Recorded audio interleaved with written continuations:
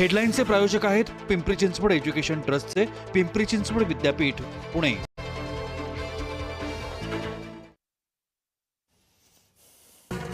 सुनील तटकरेंकडून सुनेत्रा यांची पाठराखण, झालेली निवड योग्यच, वादाबाबत बोलले तटकरे। राष्ट्रवादीकडून अर्थ विभागासाठी मोर्चे बांधणी सुरू, सुनेत्रा पवार शिष्टमंडळ घेऊन मुख्यमंत्र्यांना भेटणार।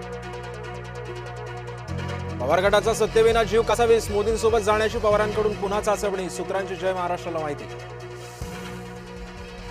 मुजर रमेश म्हात्रेला जामीन मंजूर, तब्येतीच्या कारणास्तव जामीन मंजूर। ठाकरेंना सगळं काही आयतं पाहिजे, एकनाथ शिंदेंच्या टीकेतून व्यक्त झाली भावना, सोनम वांगचुकला पाठिंबा देण्याचा मुद्दा। जिथे ठाकरेंकडून रामरक्षा पठण, भाजपचा तिथेच महायज्ञ, नागपुरात धार्मिक मुद्द्यावरून राजकारण तापणार।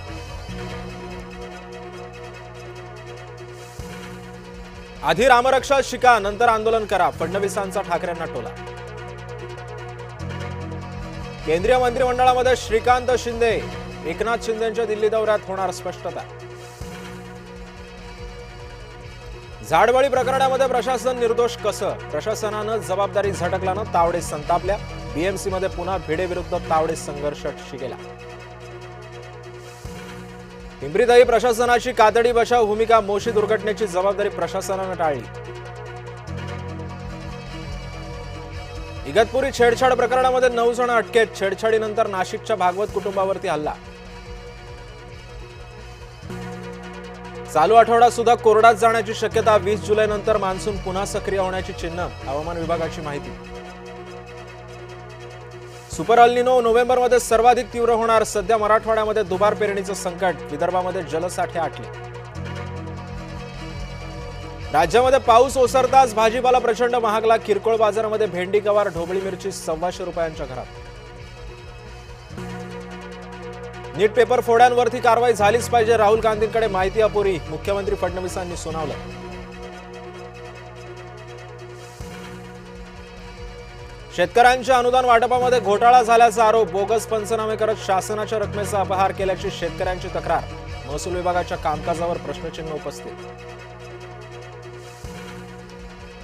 नागपुरातील 3 हॉटेलांमध्ये नियमांचं उल्लंघन, स्वयंपाकघरामध्ये अस्वच्छता आणि माशा, एफडीएची कारवाई। स्वतःचा अनैतिक संबंध लपवायला नवऱ्याचा खून, नवऱ्याचे 3 तुकडे करून जंगलात फेकले, नवी मुंबईच्या ऐरोलीतला धक्कादायक प्रकार। पनवेल जेएनपीटी मार्गावरती चारचाकीवरती कोसळला गर्डर, सुदैवानं कोणतीही जीवितहानी नाही, उड्डाणपुलाच्या कामादरम्यानची घडली दुर्घटना। एकट्या धाराशिव मधून 23 कोटी भेसळयुक्त दूध बाजारात,